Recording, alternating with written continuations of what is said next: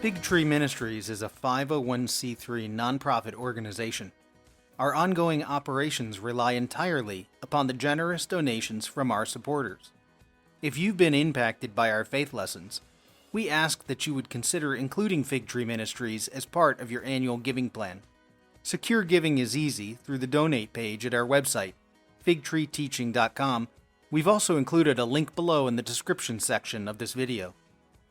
With your support, Fig Tree Ministries can expand our reach into the world, helping others just like you deepen their understanding of the Bible and connecting these principles to the transformative power of individual spiritual growth. All of this is so that we as a community can positively impact the kingdom of God in the world today.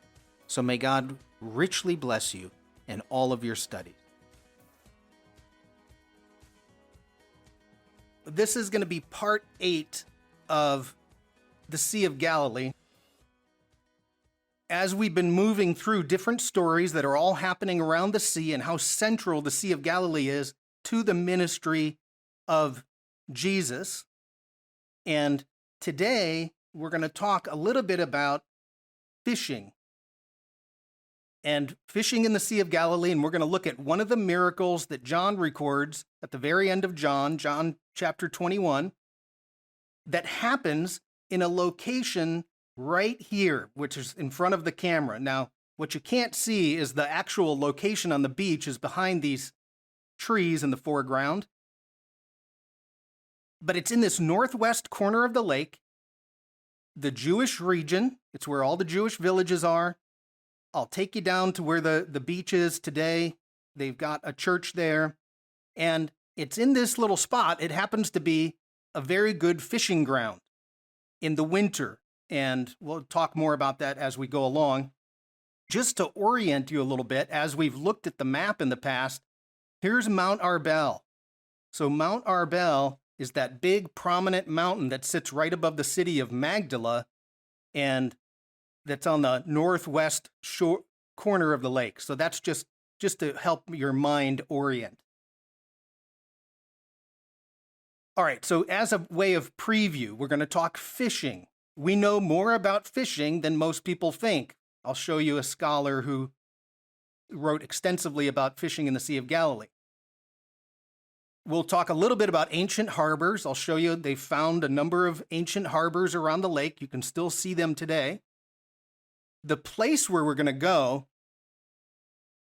that the miracle happens, today is called Tabgha, and it's a corrupted Arab word that I'll show you how they get that. But ultimately it means 7 springs. So there's these warm water springs that come out of the earth, go into the water, and of course that attracts the fish, and it makes a great fishing ground. So the place is today called Tabgha. Though there wasn't a village there, it was just a good fishing spot. We'll look at John 21 as we kind of build some of the details of fishing. When we get to John 21, some of the things will start to make sense of what type of fishing they're doing and how the miracle is actually taking place. And then finally, we're going to land on this 153 fish. And that's what we're going to do, an introduction of 153 today, and then go into next week to go much further in depth in how this number is communicating something from the Old Testament. Okay, so that's preview. If we go to a map, so just to help show where on the map we're at, this is the Sea of Galilee. Jesus set up his hometown in Capernaum. That's on almost the north side of the lake. And then Magdala, if you look on the west side, there's Magdala, and Mount Arbel sits right behind Magdala. Well, in between Capernaum and Magdala is this place with the 7 springs. It's right here on the shore, and there was no village there, as I mentioned, but good fishing location. So if I go a little bit closer, just to help you, here's Capernaum, here's Magdala, you got Mount Arbel there on the west side. Many of you may have gone to, there's a church that the traditional site of the Mount of Beatitudes is right here. So there's a mountain, a hillside.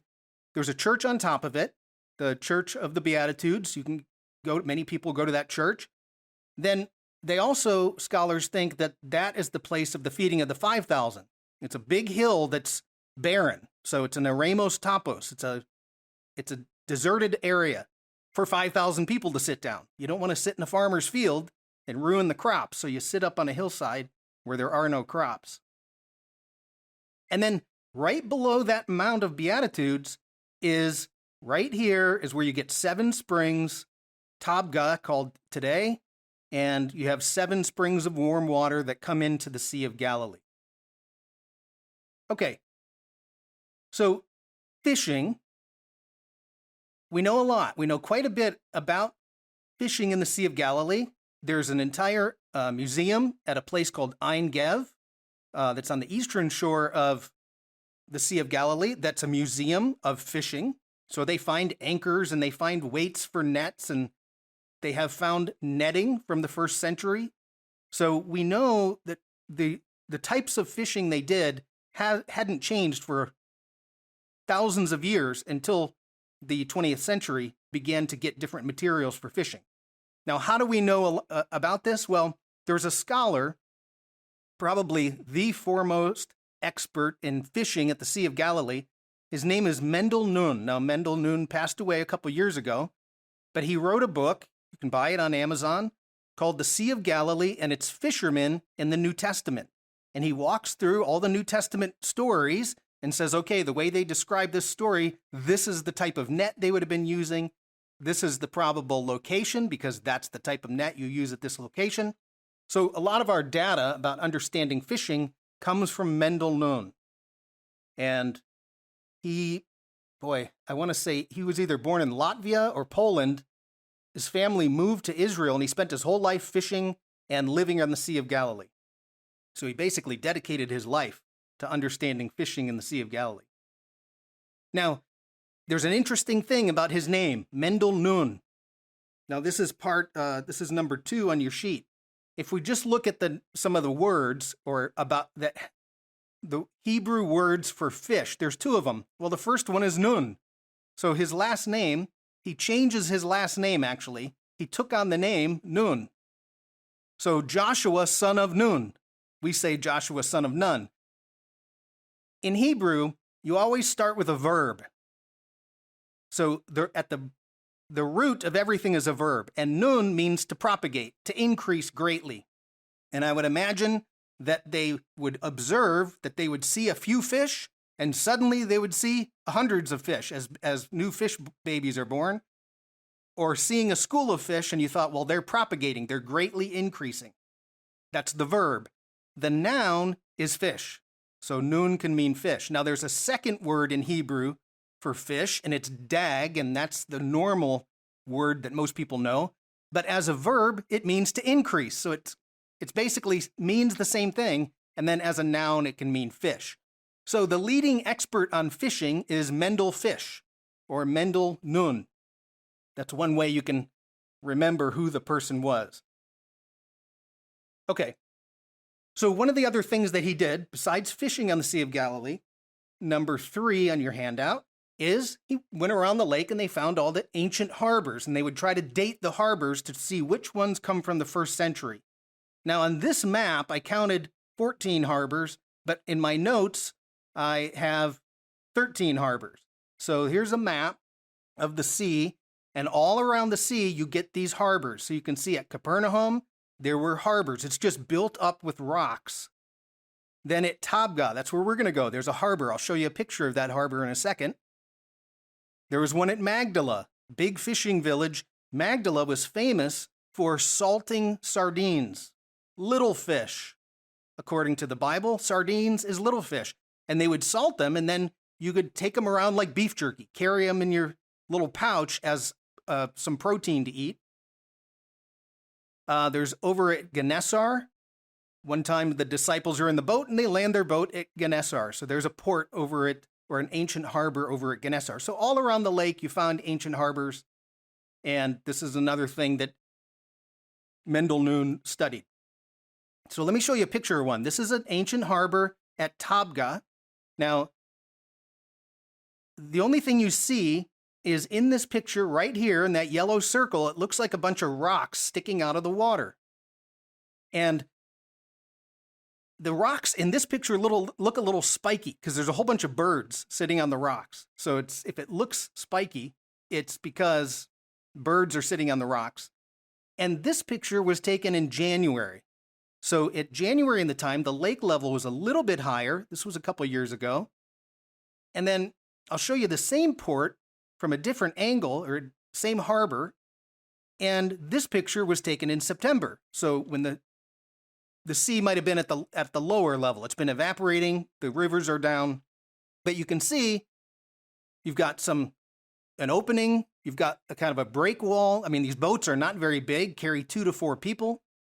And then you could just line your boat up in there. And so one question is, would the sea level be different than it was in the time of Jesus? And the answer is probably not. The sea level, if the sea level was higher, well, it would go over these rocks. If the sea level was lower, well, you wouldn't be able to pull the boat in. So scholars think that the sea level is just about the same as it was, and it rises and falls on normal cycles like any lake or like anything does in life. There's always cycles. So anyways, this is what a port would look like. Just looks like some stones that are a bit out of place that you would pull your boat in, and then at least keep it protected.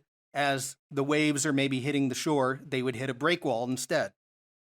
So that is a picture of an ancient harbor. Again, we know at least 13 of them that date back to the 1st century.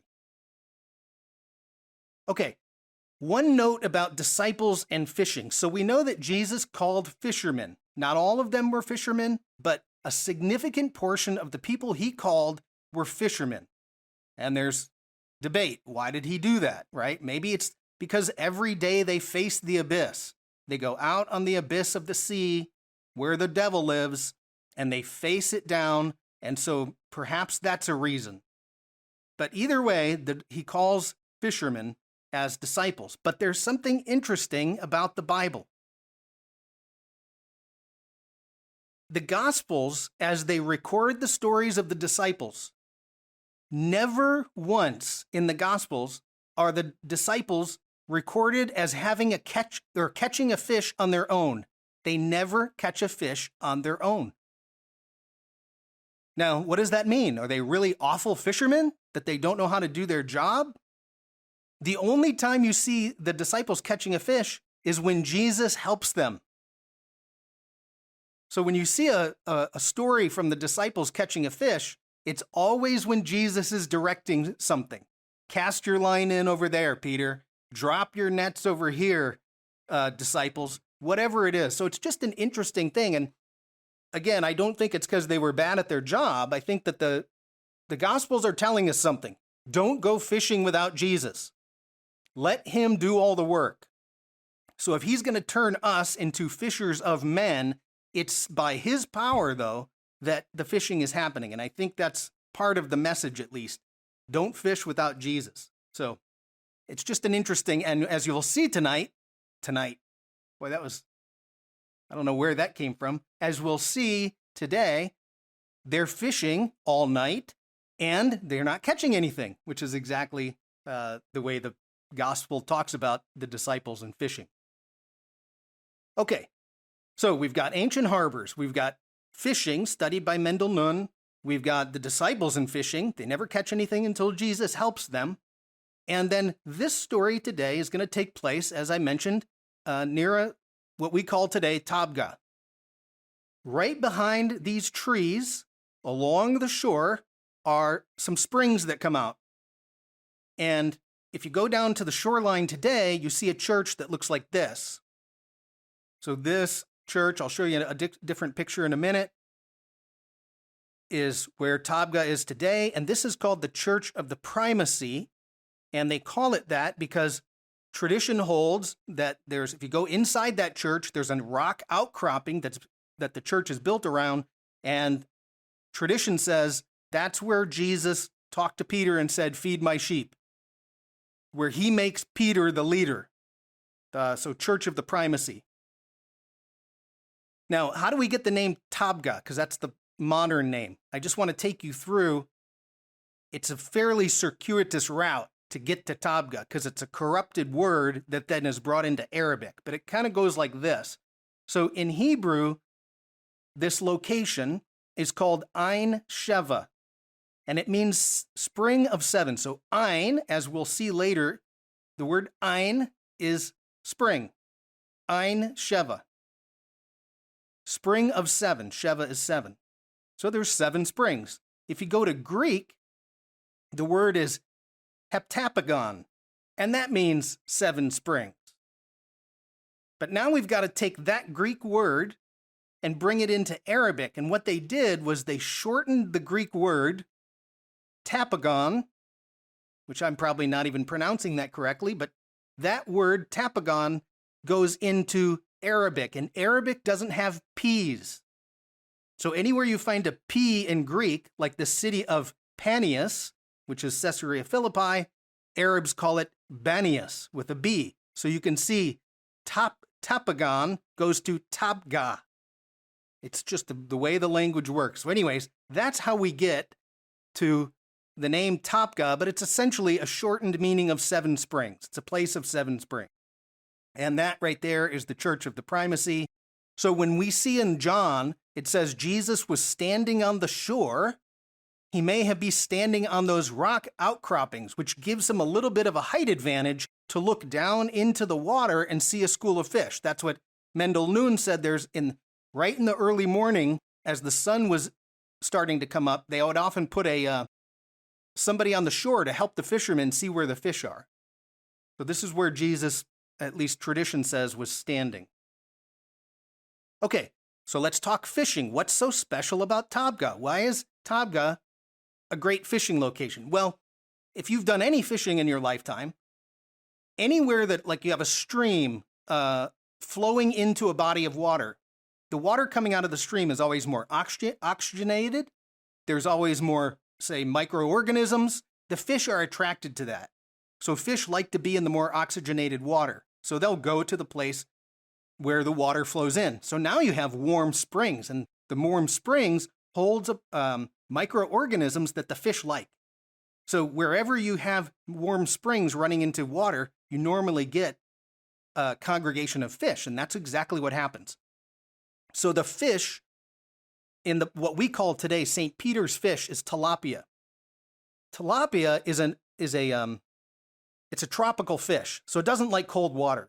So in the wintertime, when the temperature of the Sea of Galilee drops, the tilapia start to congregate around Tabgha in the shallow water. So in the winter and early spring, the fishermen will go to that location to fish because that's where the tilapia are. And interesting, Bonnie and I, we were standing there right next to the springs. It was December 30th. And the Sea of Galilee was like glass. It was really calm. And there were tilapia jumping all over the place. So wintertime, that's where the tilapia go. Okay, it's fairly shallow. We'll see in the text that they were about 100 yards offshore. And according to Mendel Noon, they fish with something called a trammel net. Now, I'll show you a picture. It's not exactly how it would have been, but it'll give you at least an idea. A trammel net has weights. It'll take it down to the bottom. So you want the trammel net to go all the way to the bottom of the sea. And it's not that deep out there. So it would be at the bottom. And then you'd make an arc, like from the arc would be facing the shore. And then you bang on the side of the boat. They would bang on the side of the boat. The fish trying to escape to deeper waters would dive, and they would run into the trammel net. And then they would get entangled in the trammel net. So that's how you do the fishing, and it's always done at night.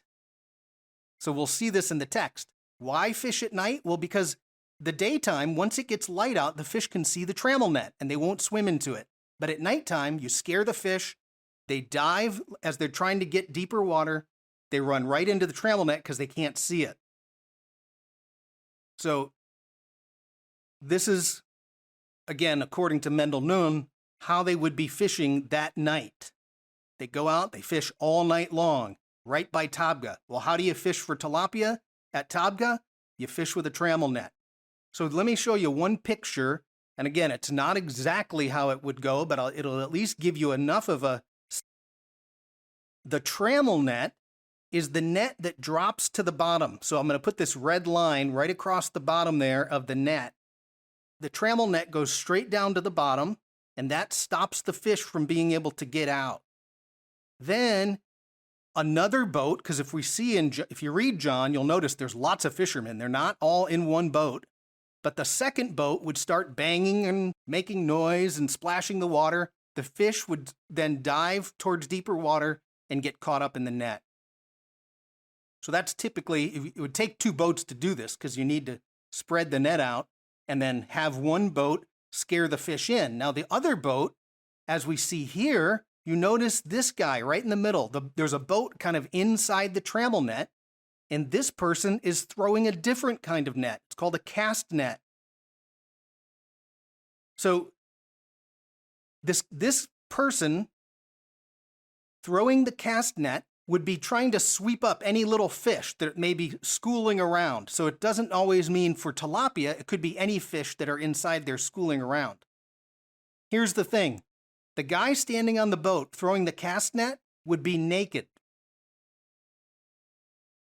Because what he's going to do is he's going to throw the cast net, and then he's going to dive in the water to go down to the bottom, scoop up the cast net and pull it up to see if he has any fish. And then he would get back on the boat and he would do it again. So all night long, you throw the net, you dive in. So you're naked. It's nighttime, so that at least you have the covering of darkness for modesty purposes. As we get to the story in John, the Bible's going to say, and Peter put on his outer garment because, John puts in parentheses, he was naked.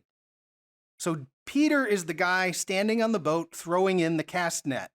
We know that from the text, although there's very few modern translations that keep the word naked, even though the word is for naked, gumnos. So anyways, this is what it looks like.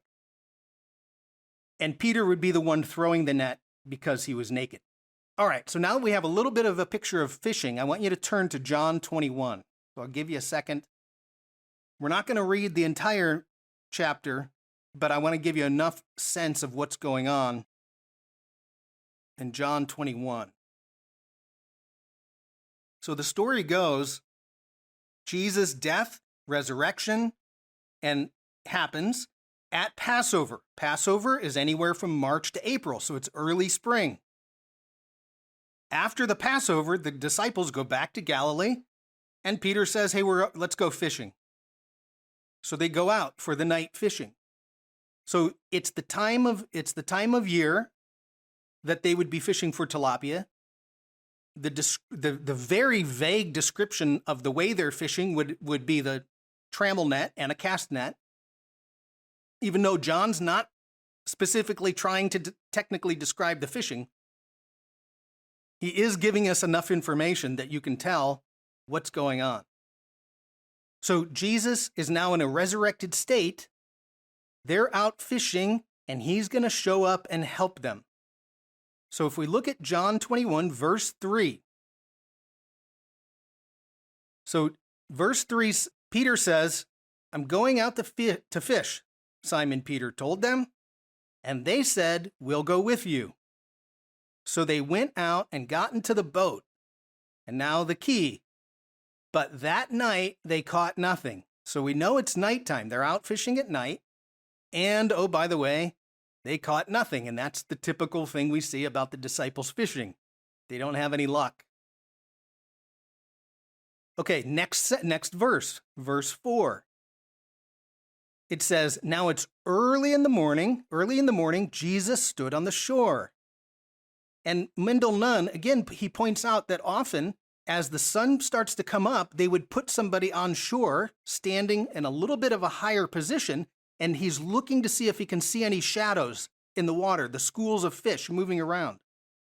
And so his thought is that's probably what Jesus did. He said, hey, look over there. I see a thing of fish over here. Okay, so he stood on the shore, but the disciples did not realize it was Jesus. He calls out to them, "Friends, haven't you any fish?" "No," they answered. "Now," he says, "throw your net on the right side of the boat and you'll find some." Now, right here, we get this phrase, throw your net. That's key, because that's going to say he's talking about the person with the cast net. In Luke, I think it's Luke 5, Luke tells the story. Hey, he says, hey, to the disciples, they were done fishing for the night. He says, hey, put your boat back out and let down your nets. Now, in that case, let down your nets is the trammel net. They had been fishing at night with a trammel net. They didn't catch anything. Jesus says, let down your net, and a school of fish swims right into the net. So this is a little bit different. Throw your net. So throw your net on the right side of the boat, you'll find some. What happens, of course? When they did, they were unable to haul in the net because of the large number of fish. Okay? Now, verse 7. Therefore, here's what, let me tell you about this. I had to go to the King James Version. So I'm pulling this from the King James Version. So it's using the traditional Old English, because this is the version that says Peter was naked. Everybody else, all the other versions are changing it a little bit. So therefore, that disciple whom Jesus loved, that's John. Remember, anytime John mentions himself in the Bible, he calls himself the disciple whom Jesus loved, as commenting on himself. So John says to Peter, it's the Lord. Now, when Simon Peter heard it was the Lord, and this is where the English gets, he girt up his fisher's coat unto him. Basically, he put on his outer garment, for he was naked. So he's the one naked person. And as soon as he realizes it's Jesus, he's going to cover that up. So he quickly puts on his other garment, and then he jumps into the water to start going ashore. So it tells you they're not that deep either. It's not that deep of water. So Peter is the one who's naked. Now, what I want you to do is skip down to verse 11. So in your Bible, if you skip down to John 21:11, this is going to be the part about 153. So Jesus says, hey, grab some of those fish you just caught.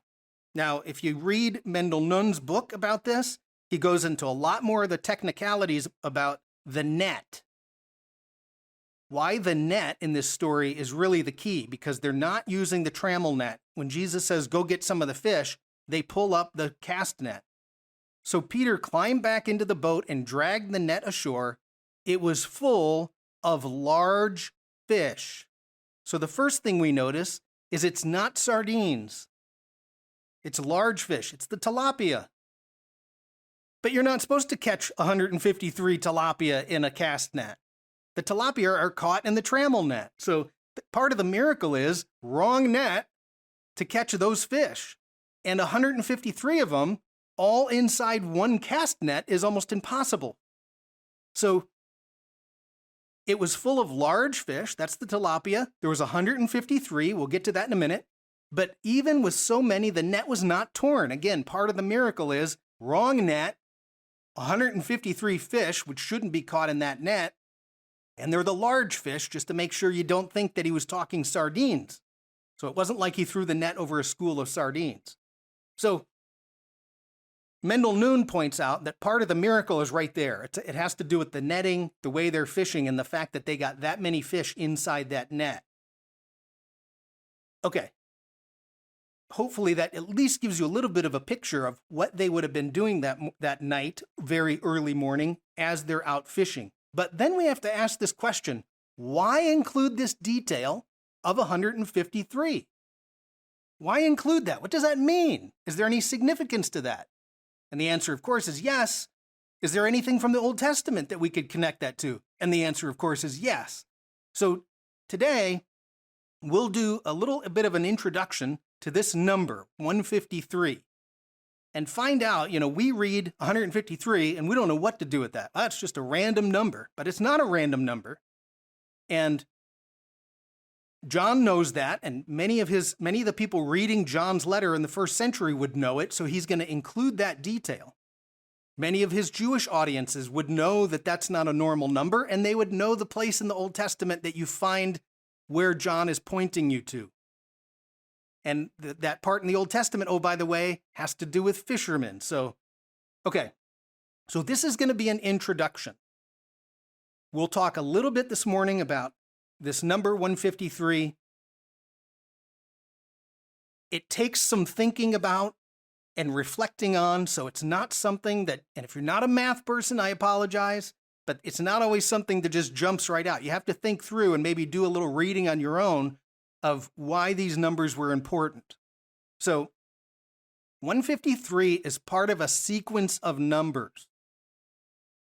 And maybe you know somebody who, prime numbers are a sequence of numbers. And maybe you've met someone in your lifetime that are always pointing out prime numbers. They love to do that because they know the sequence. So they love to show you how they know the sequence of prime numbers. So 153 is inside of a sequence of numbers that are called triangular. So a triangular number sequence, and I'll try to explain this. I'm going to show you two different ways. There's a number of ways you can, if you read about it, you'll see they have formulas to do the calculation, but I'll at least show you what they're doing with it and how you come up with these numbers. But it's a sequence of numbers, and the higher the sequence goes, the larger the distance between each triangular number. And so that means that they're not very often. So triangular numbers stand out.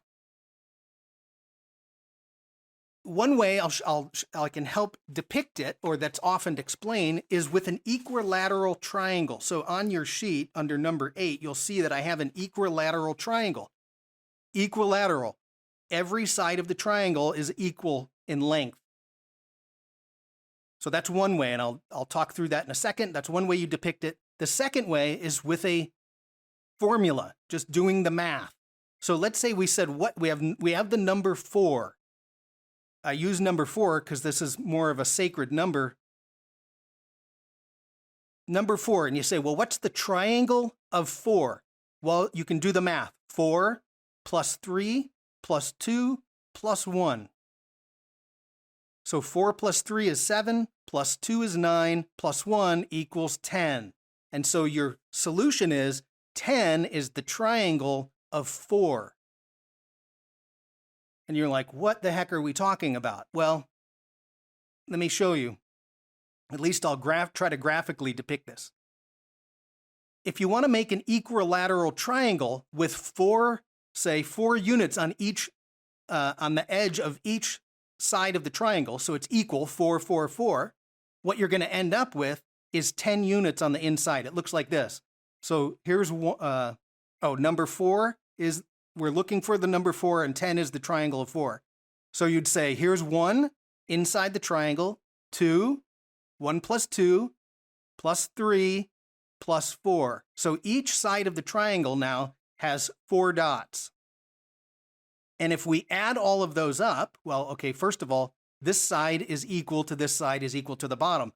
If you add all the dots, you get 10 dots. So it's a way of depicting a triangle. The triangle of 4 is 10. Then you'd say, well, wait a minute, what about the triangle of 5? What do we want to do with 5? Well, you add the next layer underneath the triangle, and you add 5 dots so that you keep an equilateral triangle, so that the triangle number of 5 is 15. All right, that's just introduction to triangle. You might have to read some more about that. But here's the key. The number 17, so if you said, what's the triangle of number 17? The answer is 153. Boom. So if you're an ancient reader, and many of the ancient religions paid attention to numbers.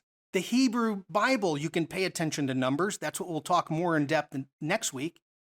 There's a whole way of studying the Bible that the rabbis connect words by what's called gematria, and it's numbers. So the fact that 17 and 153 are connected, that's important to remember. And by the way, the reason I showed you is the number 4 and the number 10. This was a sacred number to a group of people called the Pythagoreans. Now, Pythagoreans were like a cult, a mystery cult, started by a guy named Pythagoras, and we all learned the Pythagorean theorem when we were in school. One of the fundamental things about in math that you learn.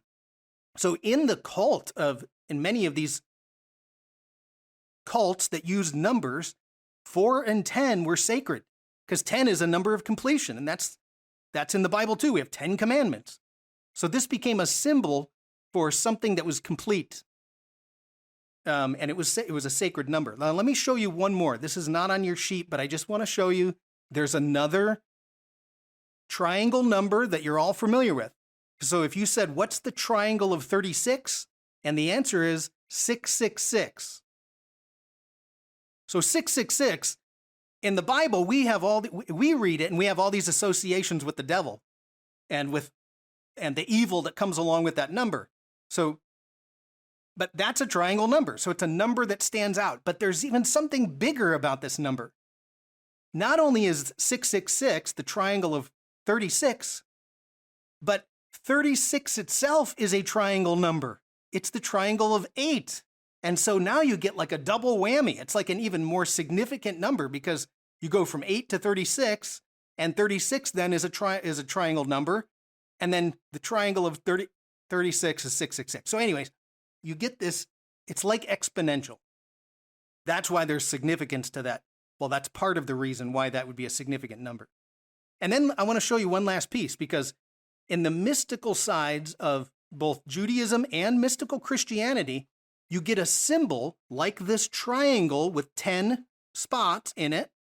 And what they do is they use the name of God, Yud-He, Vav-He. So I found this t-shirt. You can buy this t-shirt on Amazon.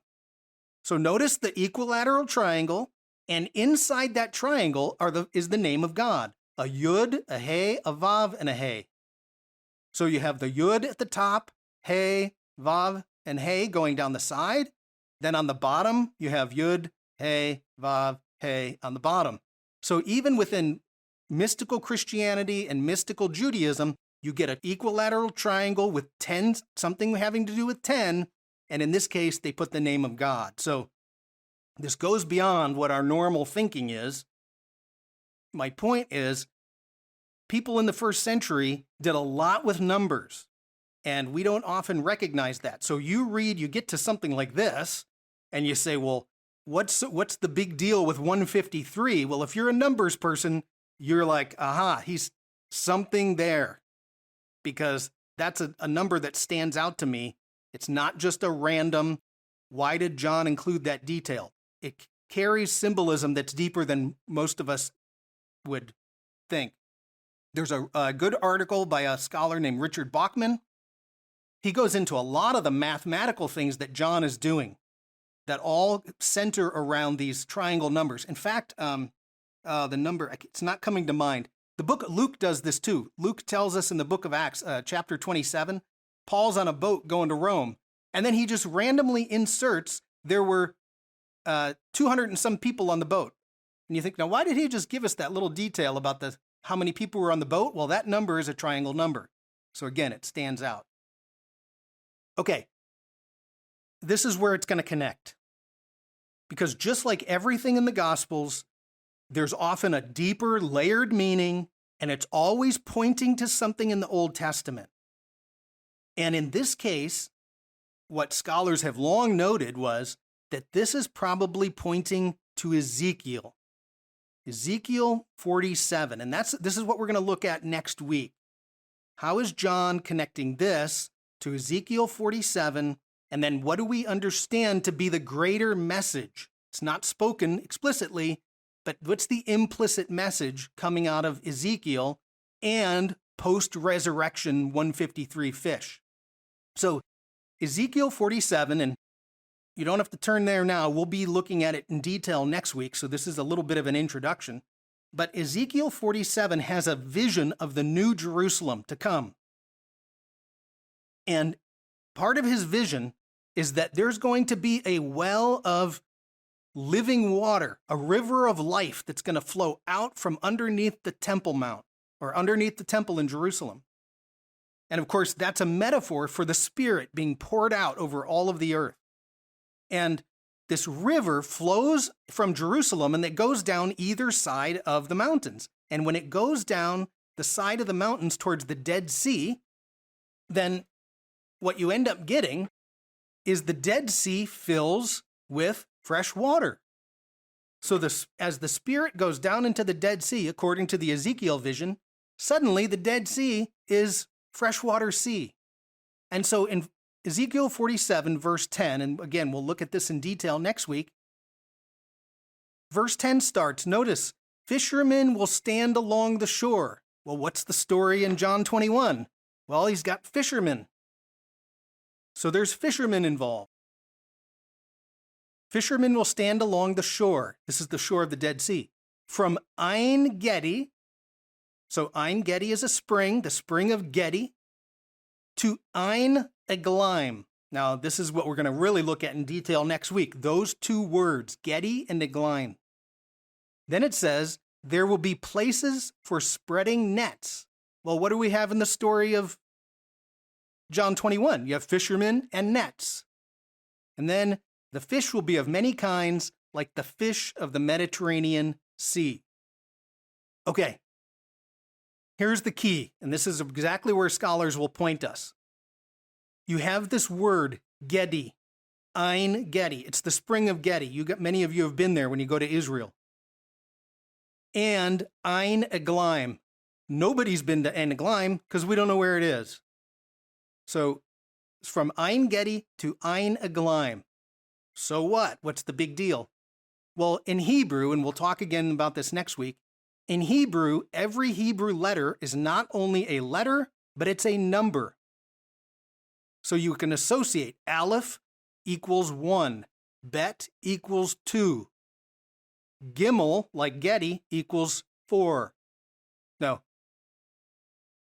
No, 3, sorry. I had to sing my Hebrew alphabet song in my head. Okay. So if we take the word Gedi and you add up the Hebrew letters, you get the number 17. Now, we just talked about number 17, right? Because what is number 17 associated with? It's associated with the triangle of 17 is 153. If you add up the Hebrew letters in the word Eglaim, guess what number you get? 153. So those two words are connected. We don't know where Eglaim is. In a land that relies entirely off of springs, they don't know where Eglaim is. So you've got this word in Hebrew that equals 153. So those two words are connected, at least mathematically. And if you think, well, that's just coincidence, what's even crazier is that if you start in the Hebrew Bible, where the section of Ezekiel 47 begins, where the chapter begins, Gedi is the 153rd word in the paragraph, or in the chapter. So it not only happens that 153 is the triangle of 17, but the word Gedi is the 153rd word in the chapter. So it starts to get really strange as Ezekiel is putting together his Bible to tell us something. 17 and 153. There's fishermen. In the day the Messiah comes, the Spirit will flow out of the temple, and there will be fishermen fishing. And then you get the number 153, and you think, well, wait a minute, what's the message that John's trying to tell us? And if we go back to that, and you think, part of the message, at least, is this: the river of life that comes out of the temple during the age of the Messiah is here. The Messiah has come, and that's exactly what happened. He died and resurrected, and now you get this miraculous story of fish that includes the number 153. It's happening. The Spirit is being poured out. Everything that was happening in Ezekiel is now showing up here in John. Now, again, that was really fast. We're going to go over all of this again next week in more detail, but at least it gives you an introduction that number 153 is not simply a large number. It's got a connection deep using numbers, which the Bible does. There's no doubt about that, because God speaks to the culture, and if the culture uses numbers, then he speaks numbers to communicate messages, or he uses numbers to communicate messages. Okay, so that's our little introduction. Let me do a quick review. I forgot to change the word preview to review, so take away the P, and let's do a quick review. We talked about fishing. How do we know so much about fishing in those ancient harbors? Well, a guy named Mendel Noon, spent his whole life helping us understand first century fishing and all of the harbors around the lake. You have a place. It's called the Seven Springs. It's where warm water comes out, and so in the wintertime to early spring, before the water temperatures go up, the tilapia will congregate. So you fish for tilapia. John 21 happens sometime March to April, so it's in the early spring, and they're out fishing for tilapia all night using a trammel net. And then John includes this detail that the fishermen caught 153 fish. So then we scratch our heads and say, what is that number all about? But if we dig deeper into numerology and how the ancient people communicated using numbers, you can take that all the way back to Ezekiel chapter 47, which I'm sure is where all of our minds went, right? You see 153, you think, aha, Eglaim. That makes sense. So, okay. And that's what we'll do next week. We'll finish this up.